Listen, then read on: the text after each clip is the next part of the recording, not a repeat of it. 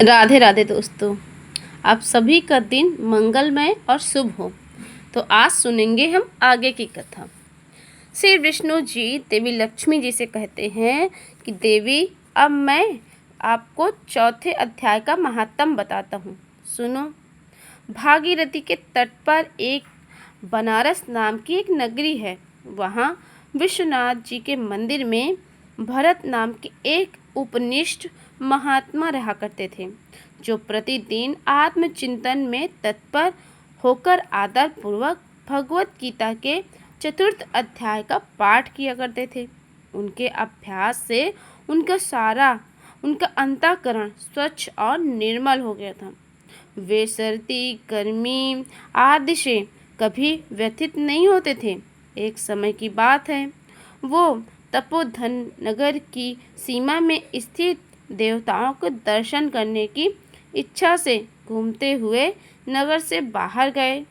वहाँ बैर के 2 वृक्ष थे। उन्हीं की जड़ में वे रुककर विश्राम करने लगे।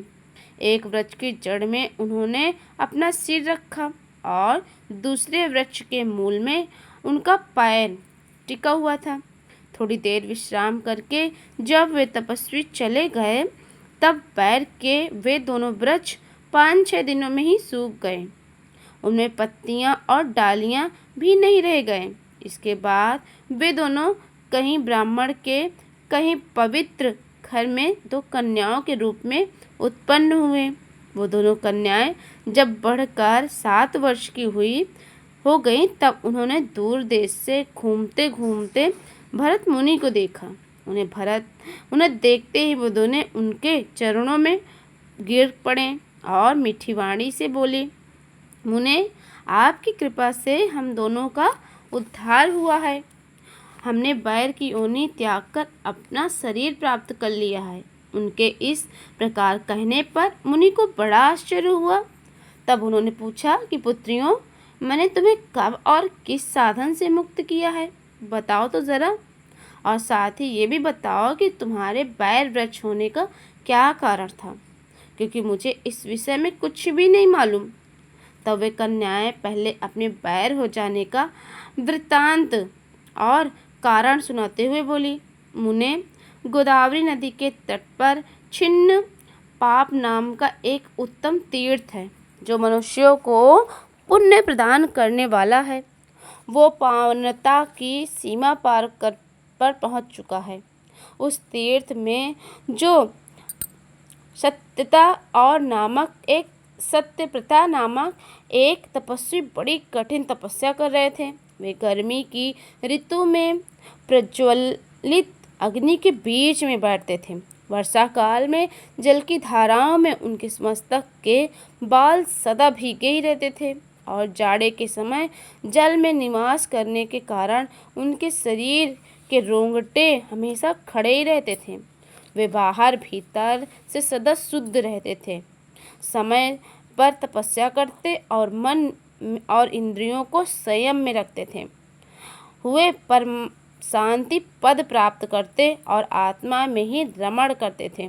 वे अपने विद्वता के द्वारा जैसा व्याख्यान करते थे, वो वचन सुनाते थे, उसे सुनने के लिए साक्षात ब्रह्मा जी प्रतिदिन उनके पास उपस्थित होते।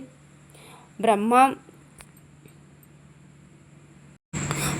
जी के साथ उनका कोई भी संकोच नहीं रह गया, इसलिए उनके आने पर भी सदा तपस्या में ही मगन रहते थे।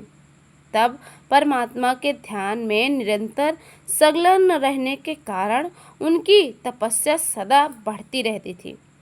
सत्य तपा को जीवन समान मानकर देवराज इंद्र को अपने समृद्धशाली पद के संबंध में कुछ भय हुआ। तब उन्होंने उनकी तपस्या में सैकड़ों विघ्न डालने और उनकी तपस्या भंग करना आरंभ कर दिया। पर अप्सराओं के समुदाय में हम दोनों को बुलाकर इंद्र ने इस बार आदेश दिया कि तुम दोनों उस तपस्वी की तपस्या में जाकर विघ्न डालो, जो मुझे इंद्र पद से हटाकर स्वयं स्वर्ग का राज्य भोगना चाहता है। देवराज इंद्र का आदेश पाकर हम दोनों उनके सामने से चलकर गोदावरी के तीर्थ पर, जहाँ पर वे मुनि कठिन तपस्या कर रहे थे, वहीं पर चले आए। वहाँ मंद और गंभीर स्वर में बजते हुए मृदंग मधुर वेणीनाथ के साथ उन दोनों ने अन्य और अप्सराओं के साथ मधुर स्वर में गाना शुरू कर दिया। इतना ही नहीं, उन योगी महात्मा को वश में करने के लिए स्वर, ताल और लय के साथ नृत्य भी करने लगे। बीच बीच में जरा जरा सा आंचल खिसकने पर उन्हें हमारा वक्ष स्थल भी दिख जाया करता था। हम दोनों को उन्मत्त गति का काम भाव का उद्दीपन कराने वाला था, काम भाव जगाने वाली थी, किंतु उसने उन निर्विकार चित्त वाले महात्मा के मन में कोई भाव जगाने की बजाय रोग उत्पन्न कर दिया। तब उन्होंने हाथ से जल छिड़ककर हमें क्रोधपूर्वक श्राप दे डाला। अरे तुम दोनों! इसके आगे की कथा आप अगले अध्याय में सुनेंगे। आशा और उम्मीद करते हैं कि आपको ये कथाएं पसंद आ रही होगी। तो चलिए मिलते हैं आपको अगले अध्याय में। तब तक के लिए आप सभी को राधे राधे।